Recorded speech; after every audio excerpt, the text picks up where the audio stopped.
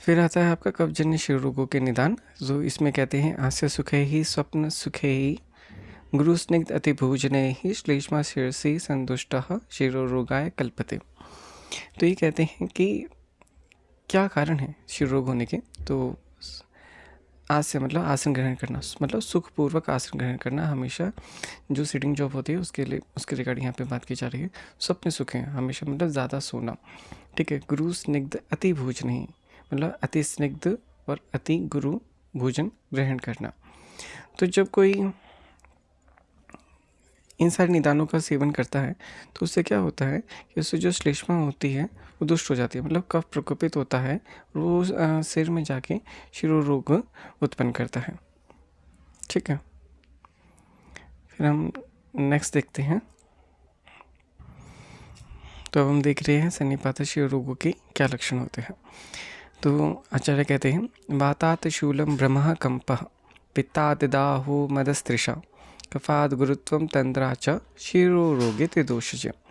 तो ऑब्वियसली बात है सन्निपात शिरोरोग है, इसमें वात पित्त और कफ तीनों ही दोष प्रकोपित होते हैं। तो इसमें वात से शूल, भ्रम और कंप, ये तीन लक्षण होते हैं। पित्त से दाह, मद और तृष्णा, कफ से गुरुत्वम और तंद्रा, ये सारे लक्षण आपको ये सारे लक्षण आपको सन्निपात शिरोरोगों में देखने को मिलते हैं। नेक्स्ट है हमारा कृमिजन्य शिरोशूल के कारण। तो अभी आपने वात पित्त कफ और सन्निपात से देख लिया, 4 हो गए, एक आखिरी बचता आपका कृमिजन्य, ठीक है। तो अब हम देखते हैं कृमिजन्य शिरोशूल के क्या कारण हैं।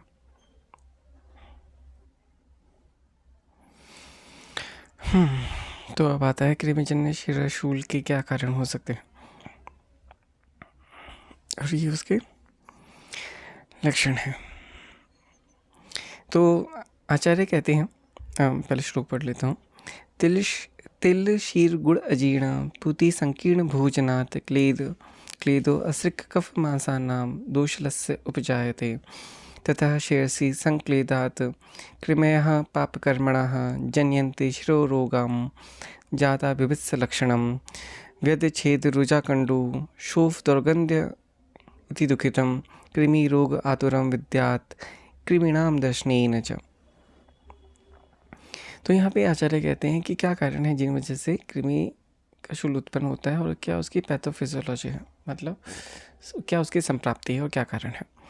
तो कोई भी व्यक्ति अगर तिल, शीर, गुड़ इनका सेवन अत्यधिक सेवन करता है, अजीर्ण मतलब अजीर्ण होते हुए, यहाँ पे अजीर्ण का मतलब होता है अजीर्ण की उत्पत्ति। अब अजीर्ण की उत्पत्ति कैसे होगी, ऑब्वियस सी बात है, जब आपने क्या किया होगा, जब आपने भोजन किया होगा उसके ऊपर आप दोबारा भोजन कर रहे हैं, तो अध्यशन कर रहे हैं, तो ठीक है। यहाँ पे अजीर्ण, फिर पूती अर्थात सड़ा हुआ। अगर आप सड़ा हुआ भोजन खा रहे हैं तो जैसे आजकल मार्केट में हर चीज़ सड़ी हुई आती है, ठीक है, तो इसलिए मार्केट का खाना आप लोगों को नहीं खाना चाहिए। फिर आता है संकीर्ण भोजनात्। संकीर्ण भोजन का अर्थात यहाँ पे विरुद्ध आहार से है, ठीक है। तो अगर आप कोई भी विरुद्ध आहार करते हैं तो आपको वो भी नहीं करना चाहिए। तो इन सारे कारणों से क्या होता है, इन सारे कारणों से दोषलस्य उपजायते, बहुत सारे दोष प्रकोपित हो जाते हैं। दोषलस्य का अर्थात होता है कि बहुत सारे दोष जो होते हैं वो उनकी उत्पत्ति होती है, मतलब दोष प्रकोपित हो जाते हैं। और क्या करते हैं वो लोग, क्लेदो असृक कफ मांसानाम, असृक मतलब रक्त कफ और मांस में, इनमें क्लेद की उत्पत्ति होती है। क्लेद मतलब डिस्चार्ज होने लग जाता है, पस डिस्चार्ज टाइप होता है ना, ऐसे क्लेद की उत्पत्ति होती है, ठीक है। फिर तथा शीर्षि सम क्लेदात कृमयः पापकर्मणः।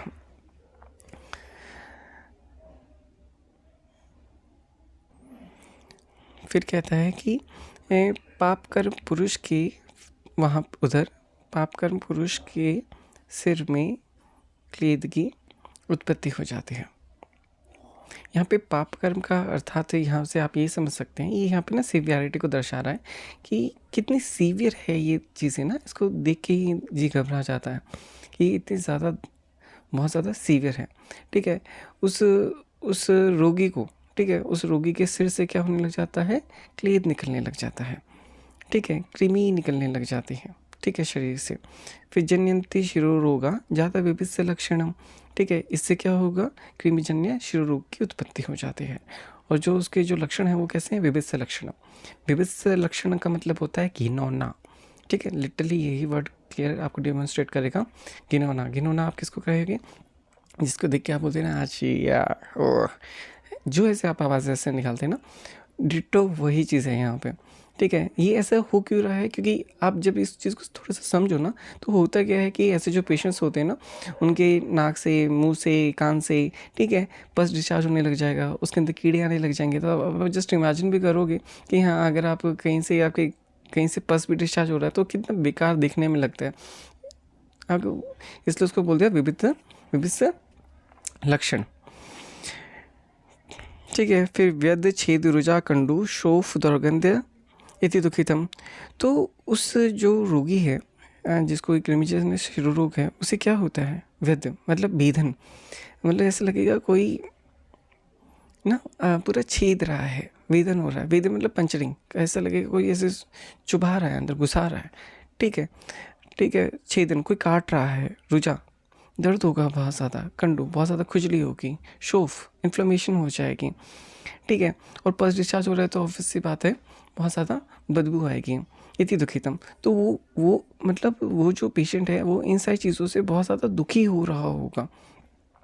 यहाँ पे हमने देखा उसके साथ क्या क्या हो रहा है, पर यहाँ पे वो क्या महसूस कर रहा है, हमने उस चीज़ की बात की है, ठीक है। कृमि रोग आतुरम विद्यात कृमिणाम दर्शनेन च, जब जब वो ये सारी चीज़ें महसूस कर रहा है और हमें साथ साथ में क्लियरली वहाँ पे कृमियाँ भी दिखाई दे रही, कृमिणाम दर्शनेन च, और वहाँ पे क्या, तो हमें सिंपल सीधा हमें उसका ज्ञान हो जाना चाहिए कि ये कृमि रोग का आतुर है, मतलब कृमि रोग से ग्रसित पेशेंट है।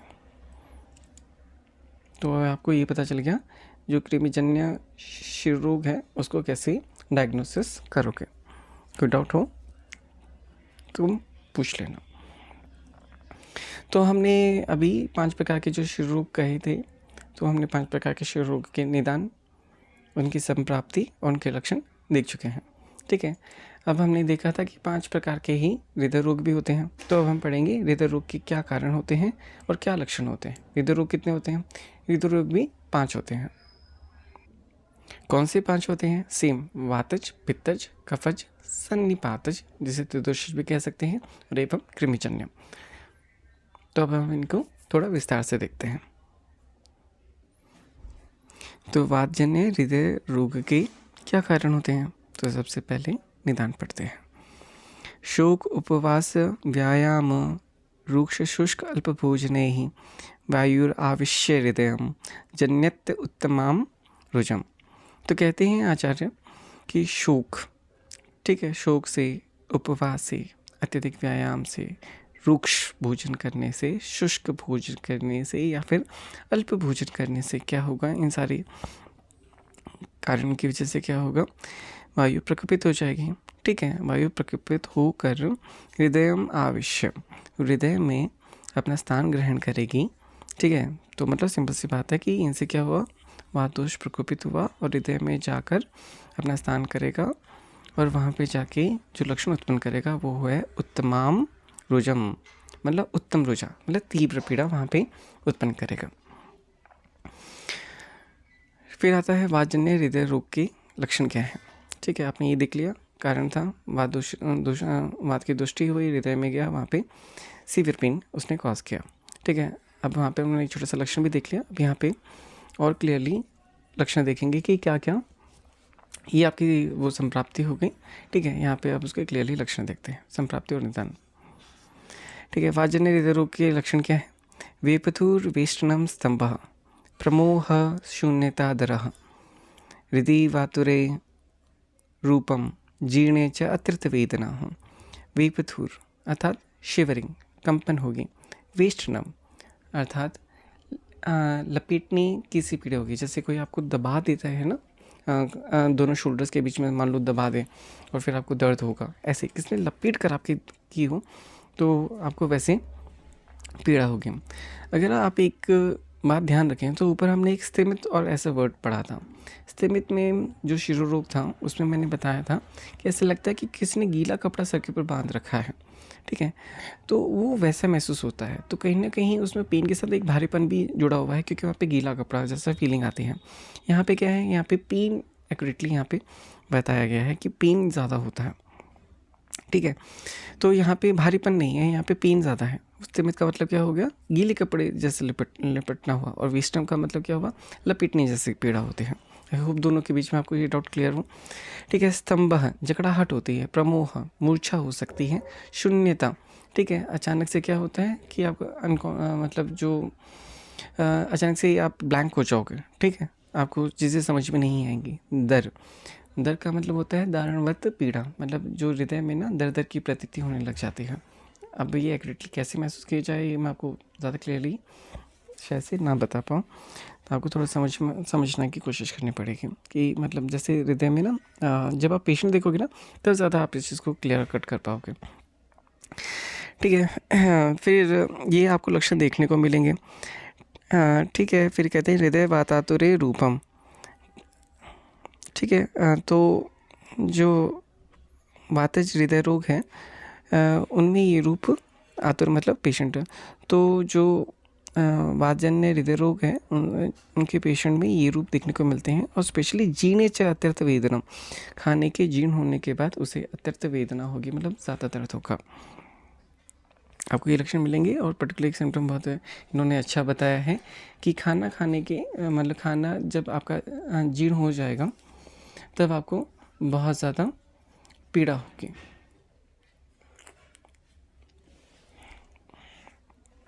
फिर नेक्स्ट आता है आपका पित्तज हृदय रोग के कारण और संप्राप्ति।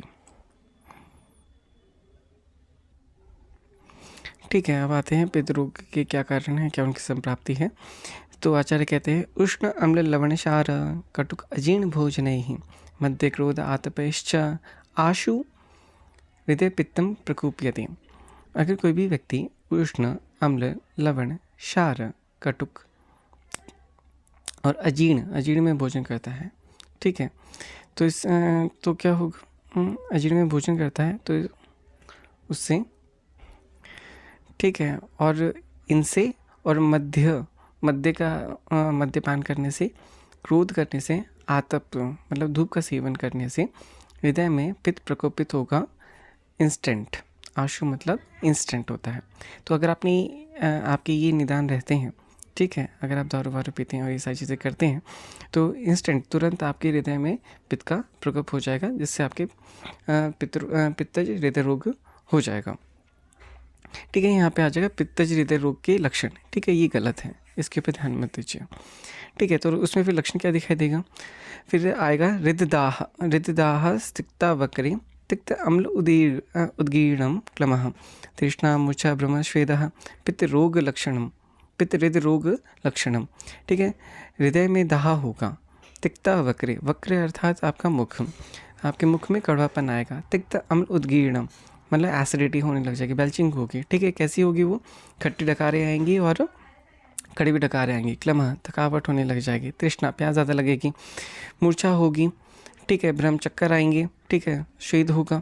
ठीक है, ये सब आपके पित्तज हृदय रोग के लक्षण देखने को मिलेंगे पेशेंट में। तो यहाँ से आप अपनी डायग्नोसिस कंफर्म कर लोगे। अब यहाँ पे आपका आएगा कफजन्य हृदय रोग के क्या कारण है, और फिर हम नीचे देखेंगे कफजन्य हृदय रोग के लक्षण। ठीक है, तो अब हम पढ़ते हैं कफजन्य हृदय रोग के क्या कारण होते हैं। ठीक है, पहले श्लोक देखते हैं। आचार्य कहते हैं अत्यादानं गुरु स्निग्धम अचिंतनम अचेष्टनम निद्रा सुखम च अभ्याधिकम कफ हृदय रोग कारणम। ठीक है, अत्यादानं गुरु स्निग्धम, गुरु और स्निग्ध का अत्यधिक प्रयोग करना, अचिंतनम चिंता ना करना, अचेष्टनम कोई भी मतलब फिजिकल एक्टिविटी ना करना, निद्रा सुखम च अभ्याधिकम। ठीक है, सुखपूर्वक निद्रा बहुत ज़्यादा सोना, मतलब बहुत ज़्यादा सुखपूर्वक निद्रा सोना, निद्रा लेना ऑब्वियस बात है। इससे क्या होगा, जो कफज हृदय रोग है वो उसका कारण हो जाएगा। तो ये सारे क्या हैं, कफज हृदय रोग के कारण हैं। इनकी वजह से क्या लक्षण उत्पन्न होंगे वह आचार्य यहाँ पे बताते हैं। हृदयम कफ हृदय रोगे सुप्तम स्तिमित भारिकम तंद्रा अरुचि परितस्य भवित्य अशम आवृतम यथा। तो आचार्य कहते हैं आचार्य कहते हैं कि जो हृदय में जो हमारा कफज हृदय है, ठीक है, कफज हृदय रोग है, इसमें क्या लक्षण मिलेंगे? सुप्तता मिलेगी, मतलब शून्यता का भाव होगा, नम्बनेस होगा, ठीक है। स्तिमित, स्तिमित मैंने आपको पहले भी अभी बीच में डिफ्रेंशिएट किया था वेस्टर्न नाम से और स्तिमित से, कि जो गीला कपड़ा जैसे रखा हुआ होता है ना, ऐसा महसूस होगा जैसे किसने यहाँ पे गीला कपड़ा बांध रखा है, ठीक है। भारिकम, चेस्ट में हैवीनेस रहेगी, तंद्रा होगी, ठीक है, अरुचि होगी, ठीक है। प्रीतस्य भवित्य अशम आवृतम तथा, अशम आवृत मत का मतलब ऐसा लगता है कि किसी ने जैसे पत्थर मारने से जो पीड़ा होती है ना किसी को, तो वैसा दर्द होगा। अशम मतलब पत्थर, ठीक है, आवृत मतलब जैसे किसी के पत्थर मारने जैसी जो पीड़ा होती है उसको अशम आवृत बोला गया है। तो ये है, और ये सारे क्या हैं? एक कफज हृदय रोग के लक्षण हैं। फिर आता है हमारा त्रिदोषज हृदय रोग के क्या कारण है और क्या लक्षण है।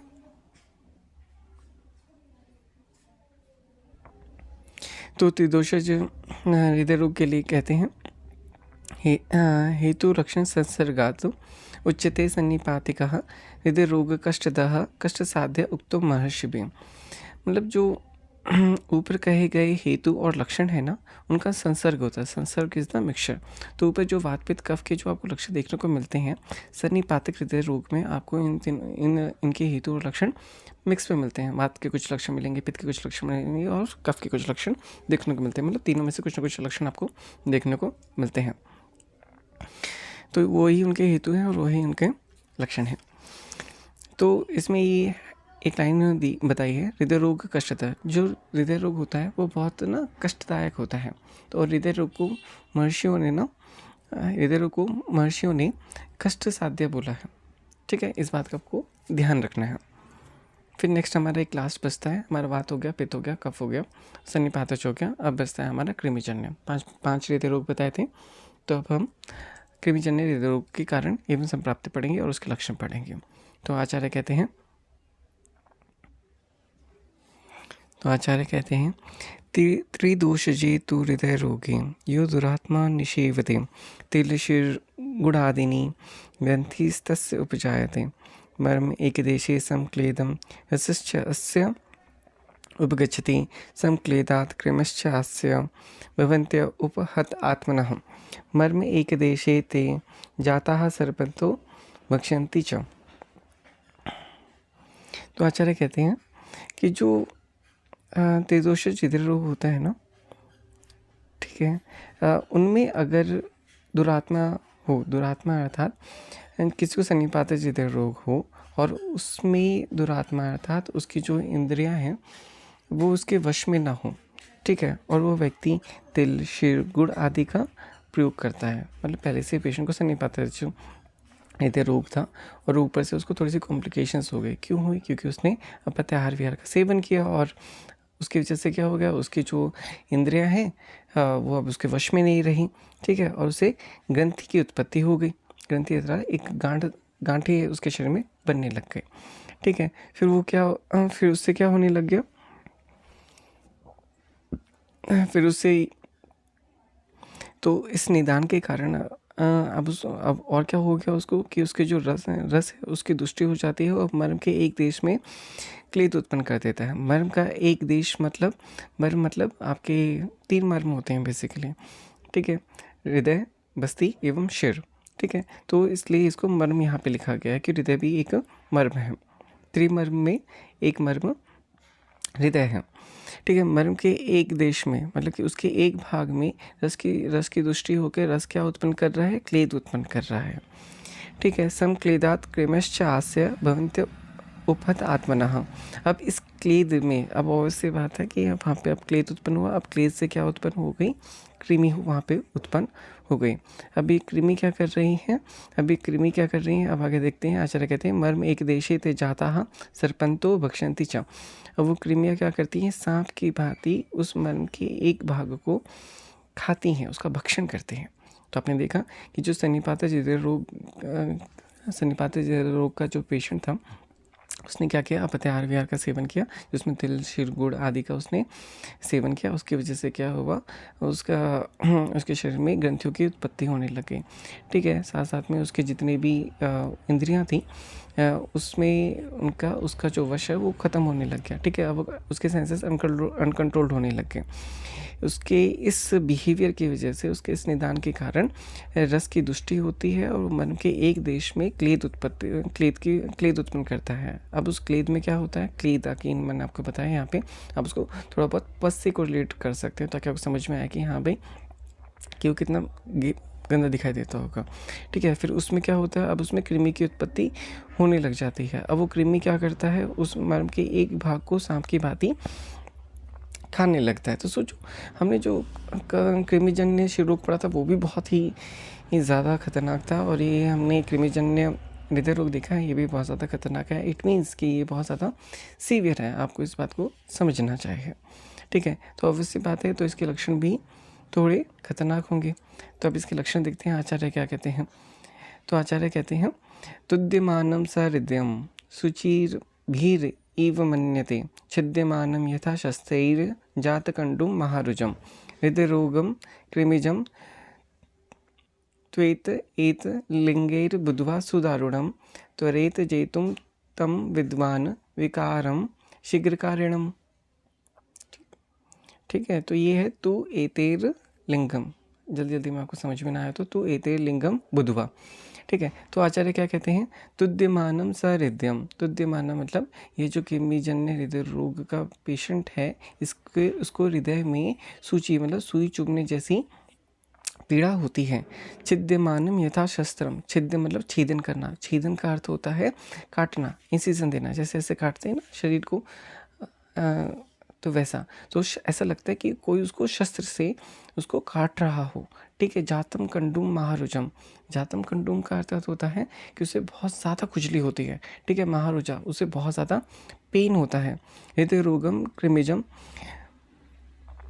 हृदय तो जो ये कृमिजन्य हृदय रोग है, इनके ये लिंग को जानकर ये पता होना चाहिए कि सुदारुण लक्षण है। सुदारुण लक्षण, लिंग मतलब लक्षण, ठीक है। बुधवा मतलब ज्ञान होना, ठीक है। सुदारुण का मतलब होता है कठिनतम, मतलब ये जो इनके लक्षण है ये बहुत ज़्यादा कठिन है ठीक करने के लिए। तो इसलिए आचार्य कहते हैं, तो रेत जेतुम तम विद्वान, तो विद्वान को जल्दी से जान लेना चाहिए कि हाँ भाई कृमिजन्य शिरो रोग है और ये बहुत ही ज़्यादा सीवियर कंडीशन है। तो विकारम शीघ्र कारिणम, ठीक है। तो इस विकारों को शीघ्र ही आपको ठीक कर लेना है, ठीक है। एक अच्छा डॉक्टर क्या है, उसको जल्दी से जल्दी इसका डायग्नोसिस बनाना है कि इससे सीवियर कंडीशन, उसके सीवियरिटी को जानते हुए उसे शीघ्र ही इसको, इनके विकारों को दूर करने का प्रयास करना चाहिए, ठीक है। तो यहाँ पे हमारा ख़त्म हो जाता है हृदय रोग के जो हमारे निदान, संप्राप्ति और लक्षण हैं। आगे आचार्य ने जो बता रहे हैं वो है, तो यहाँ पे नेक्स्ट सवाल जो पूछा था, उन्होंने पूछा था कि दोषों के मान के अनुसार कितने प्रकार की व्याधियाँ होती हैं, कितने विकल्प प्रेजेंट होते हैं। तो हमने पढ़ा था उसमें द्वैधिका षष्ठी ही मतलब 62 होते हैं। तो उन्हीं को यहाँ पे आचार्य ने बताया, यहाँ पे आचार्य बता रहे हैं कि वो 62 कैसे हैं। तो कहते हैं द्वै उल्बण, उल्बण का अर्थात होता है प्रधान, ठीक है, या अधिकता, ठीक है।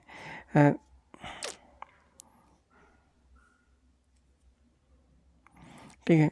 द्वै उल्बण एक उल्बणे ही षट् स्युर् हीन मध्य अधिकैश्च षट् समश्च एको विकारास्ते सन्निपातात् त्रयोदशः, त्रयोदश मतलब 13, ठीक है।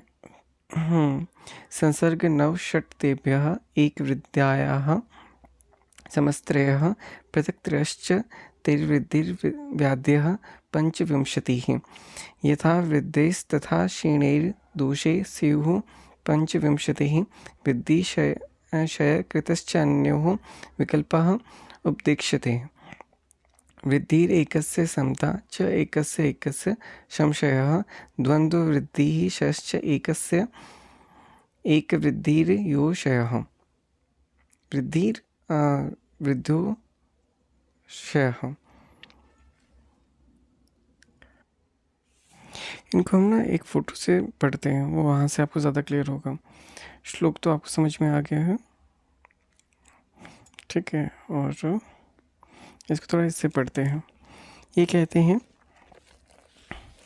कि जो सन्निपात के कितने होते हैं, 13 भेद होते हैं। ठीक है, तो दो दोषों से कितने हुए, 3। ठीक है, एक दोष की अधिकता से 3 3 3 6। ठीक है, एक दोष की हीन, एक के मध्य और एक की अधिकता से 6, तो 3 3 6 6 6 12। और एक ऐसा दोष होगा जिसमें ये वात पित्त कफ तीनों सम इक्वल अमाउंट में बढ़े हुए होंगे, एक वो हो गया, तो 6 6 12 एक 13 13 वो हो गए। संसर्ग दो दोषों के मिश्रण से कितने होते हैं, 9। ठीक है, 9 कैसे हो गए, एक दोष की वृद्धि से 6 भेद होते हैं, ये पढ़ लेना। ठीक है, कैसे कैसे हुएगा। ठीक है, और दो दोषों की समवृद्धि से कितने होते हैं, 3 भेद होते हैं।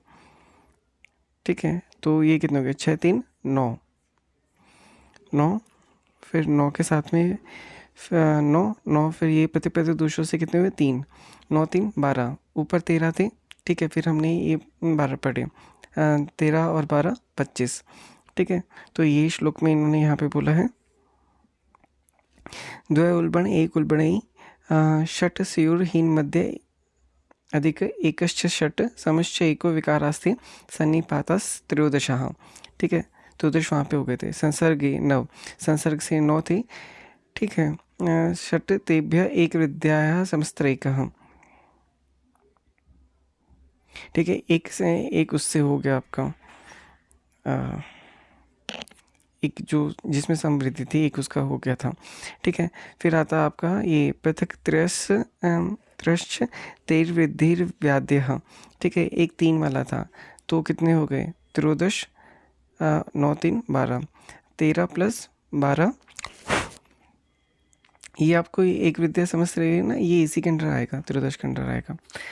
ठीक है, तो 9 + 3 12, और ये कितने हैं आपके 13, 12 +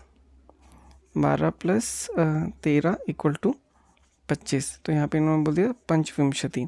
ठीक है, ये सारे किसके थे, वृद्धि के थे। ठीक है, वृद्धि कैसे, वृद्धि वृद्धितर वृद्धितम, ऐसे करके। पीछे जो मैंने फोटो दी थी वहाँ से एक बार आप पढ़ लीजिएगा। ठीक है, ऐसे ही फिर वो बोलते हैं कि जैसे वृद्धि के कितने हो गए आपके 25। ठीक है, और ऐसे ही आपके क्षय के कितने हो जाएंगे, क्षय के कितने हो जाएंगे 25।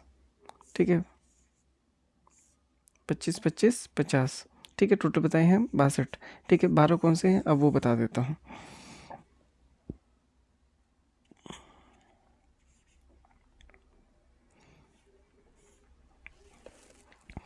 ठीक है, हमने वहाँ पे पहले देखे 25 देखे खाली वृद्धि के, 25 देखे खाली क्षय के। अब हम यहाँ पे देख रहे हैं दोषों की वृद्धि क्षय जनित जो अन्य 12 हैं वो कैसे, कि वृद्धि भी है, सम भी है और क्षय भी है। इन सब से कितने होते हैं, 6 भेद होते हैं, ये रहे 6। ठीक है, इसको स्टॉप करके देख लेना। फिर दो दोषों की वृद्धि से कितने होते हैं, 3। ठीक है, एक दोष की मतलब दो दोषों की वृद्धि और एक की क्षीणता से होंगे 3, एक दोष की वृद्धि और दो दोषों की क्षीणता से होंगे 3, तो 6 3 9 3 12। ठीक है, ऐसे ही टोटल 12 होते हैं, तो 50 + 12 62। इस तरह से ये 62 व्याधियाँ बताई गई हैं। तो छोटे में देखिए, तो दोषों की उल्बणता के आधार पर 25, दोषों की क्षीणता के आधार पर 25 और दोषों की वृद्धि क्षय के आधार पर 12। तो कई बार ये क्वेश्चन आपका पूछ लिया जाता है, तो आपको बस ये मेन है कि ये मेन याद रखना है, ये वाला। ठीक है, ये नीचे वाली लाइन, ये वाली।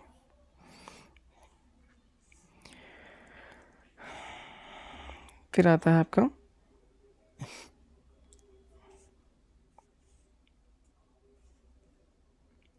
आशा उत्कर्ष।